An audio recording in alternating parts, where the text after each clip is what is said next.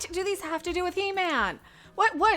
Orca, what do these have to do with He-Man? Nothing. They have nothing to do with He-Man. Oh my god, and Man Bear Pig is still there. I can't even get rid of Man. Get out of here. Oh, she's still here. She's still here. And she's still here. I'm jump scaring myself. This is a He-Man video. I promise. Yeah, I'm still covering the hair loss from the chemo. I'm still covering that up for the most part. If you want to know, and I can't get my hood correct on my... Yeah, this is just better. I better just hide from her. We'll just hide from her. Can we get rid of the scary mermaid lady now already or something? I would really appreciate that. No, not me. Not me. Her. How do I even get rid of her? Oh, thank you. Thank you.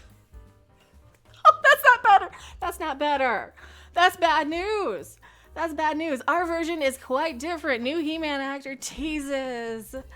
Oh, we already know it's going to be 25% different with the diversities and the inclusions. And where's my Wokemon? The race swap.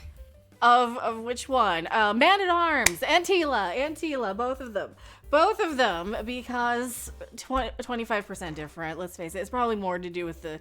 It's like why this version of Orko is different than this version, because you just have to have them a little bit different each time, and that's different reasons. I don't care. I'm just using that as an example. Other than going with the same old diversity and inclusion and things. So this guy doesn't look like he's old enough to even play with a He-Man toy. He does. Are you? If I were to donate like all of these, for example, like I did to Toys for Tots, except for like Orko and Scareglow and Castle Grayskull, would you even be old enough to appreciate them if I did that and the My Little Ponies and the Mario Karts and all of those things last year? Karma. Why am I talking about that? Why did we switch over to Vegas? I have no idea. That's in our background. That's in our background video. I don't want to talk about how bad He-Man is from every single website. Did you see this? CBR, Collider, Cinema Blend. Oh no, we're not dealing with the Cinema Blend. Cosmic Book News. They're all going with the same story. They're all gonna be a very different version of He-Man again. All right. I enjoyed the Kevin Smith one for all the wrong reasons. I didn't see the second season because of all this other stuff, like dealing with, well, probably the early stages of whatever. Who cares? Point is, do we need another new version, another new message, another new, because that's what it's going to be too. It's going to be some message, because why? The script's probably been floating around Hollywood for how long? Oh, let's read it. Nicholas Galatizid, I can't say his name, the actor who will portray He-Man in Amazon's upcoming Masters of the Universe reboot, recently spoke about how the live-action adaptation will differ from the original. He also spoke about his hopes for the upcoming film and the franchise's legacy. I just hope he can lift the sword. No, really. Because Tila doesn't look like she can lift the sword. And I'm not knocking the actress. I'm knocking the casting choice of casting a woman who looks very, very petite. Do we have a picture of the new Tila? No. Check out my video on that. I did a video on it. Masters of the Universe will be directed by Travis Knight and is set for release on June 5th, 2026. So we still have a ways for them to completely reshoot the thing, scrap it, write it off for taxes, whatever they're going to do. Jared Leto, Skeletor, oh, that's right. Alison Brie's Evelyn, Idris Elba as Man-at-Arms, and Camila Mendez as Tila. Let's talk about Jared Leto as Skeletor, shall we? Oh, I missed this one. Jared Leto, weird, creepy Joker. Weird, creepy Joker. Also, how do they fight in these? How do they get them to stay? When you're doing these, how do you guys get these to stay? Well, you've got the hat, but For people who wear the cloaks and the hoods and the wizards and the Jedi, how do you get these to stay put? Do you have to use some sort of stick tape or something? I'm going to start wearing a wig. I'm just going to have to at this point. He's wearing more eye makeup than I am. Jared Leto. This is why it's a weird choice. What voice is he going to do? Is he a distinct enough voice? He's set to play Skeletor in the Masters of the Universe reboot. Other villain castings revealed. Crap. And whatever those guys are up to. As a way to entertain myself while I just don't know what to say about it. Oh God, there's his Joker. Trash can Joker, I think, with all the tattoos on his face. I'm really not into a face tattoo look. Sorry. No. So now we've got him. Oh, who's Triclops? Oh, you don't have a link. It doesn't have a link. Boo! I don't want to Google it either. Sam Wilson is Trapjaw. Game of Thrones. Haffer Bjornsson is Goatman. Oh, Goatman's gonna be in this. All right. Maybe it's gonna be so fun and over the top. It'll be okay. I'm not sure. So why is this a really different one?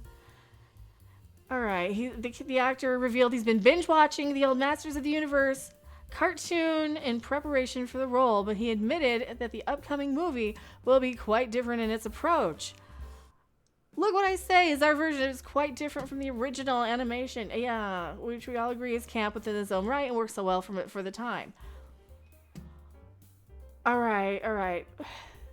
There's been a couple of iterations, obviously, since there is a Revelation version of Masters of the Universe and the comics themselves, and we're very much treating our script as Bible, you know? All right, so they're just going to be in their own thing with their own... Is it going to be like a retelling, another retelling? Maybe it'll be fine. He also spoke about the franchise's fans and how he hopes the film will draw in a new audience. Oh, that's not... Yeah, I think for He-Man and stuff, I don't see He-Man drawing in new people. I think it's very much, at this point now, going to be like the parents are the He-Man fans and they happen to expose it to the kids from my perspective. But then again, I don't have any and wouldn't know. I just kind of enjoyed the nostalgia of, oh, now what do I do with them? So that's what I do with them. Mattel launched its own cinematic universe on Barbie's box office success, and that's gonna be the issue. Okay, so the deal with Barbie is Barbie took kind of a very unique aspect of a girl's property and a girl's toy that was very missing in the market for who actually goes out and sees a lot of these movies, which are women, you know, women who kind of took over the Star Wars and kind of took over the, you know, pretty much all of these franchises and turned them into SJW projects and rom-coms, you know, those sort of things. They just kind of turned everything into a romance. Women sitting around drinking coffee. Star Wars, for example, right here. Which is fine for something like Barbie, right? It's a fine concept to have a woman-directed movie that has a message of women just being frustrated with all the crap they have to do and deal with on their own. Oh, believe me, I have to deal with everything by myself while I'm dealing with cancer and chemo. So any donations and support and subscriptions are very much appreciated because I'm a fighter. I am what? Tila on Earth in this form. Sometimes. Maybe less bitchy than the one from the Kevin Smith cartoon. However, where was I going with that? In a Barbie movie, that's for the women and the gays, and I made a song about it, you know, Barbie is for the women and the gays. I'm not getting out the guitar. And that's fine. That's perfect for that demographic. When you come in and change that for a very masculine property, it didn't work very well. We did a whole parody series of turning the He-Man, the Kevin Smith one, into a soap opera, because it turns into a soap opera. I don't know, maybe we're a little too old for the power fantasy stuff, and we're coming in with our nostalgia goggles, having been burnt with all these properties, and it's just they're picking away one by one, because the studios are just so out of ideas. They're using AI for everything. What do you guys think? just don't focus so much on the female audience. Really, really. Probably if you're focusing on a male audience, you should have gone with a much more, you know, curvaceous Tila. Do I want to even pull that up? He-Man Tila. Here's our Tila. Do they have the picture of her in the bathing suit from her Instagram? No, they don't. So here's Tila. She's really pretty. Guys, you think she can lift a sword? This is another example of she doesn't look like she's strong enough to lift a sword. Sword! I can't say it. That is my concern every time we see women in things, because they always cast very petite actresses that we're supposed to believe can stand up to men 3 times their size with muscles out their ears.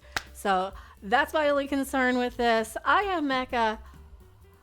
We also have Idris Elba. We also have Idris Elba as, you know, Man-at-Arms Duncan here. Because, of course, I mean, people are okay with that. People are fine with that, but we can't not at least point out that, yes, we're still doing the casting, the diversity, inclusion, diversity. I am Mecha. Please subscribe to this channel. I will see you guys on the next video, live stream, or wherever. It's a very different He-Man. Oh, great. It'll be for modern audiences and for women from the women's point of view.